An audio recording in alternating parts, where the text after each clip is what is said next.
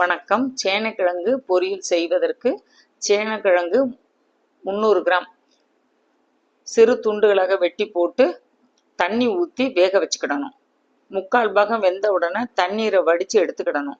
3 spoon தேங்காய் துருவல், 1 spoon பெருஞ்சீரகம், 1 ஸ்பூன் கசகசா, இஞ்சி பூண்டு வெங்காயத்தை போட்டு கொரன்னு அரைச்சி வச்சுக்கிடணும்.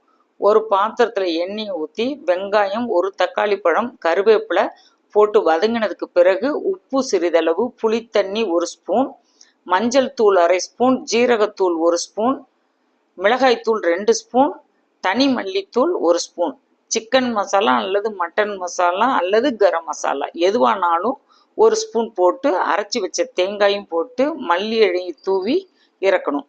இது சாம்பார் சாதம், ரசம் சாதத்துக்கு ரொம்ப டேஸ்டாக இருக்கும். நீங்களும் இதை ஒரு முறை செஞ்சு பாருங்கள். தேங்க்யூ.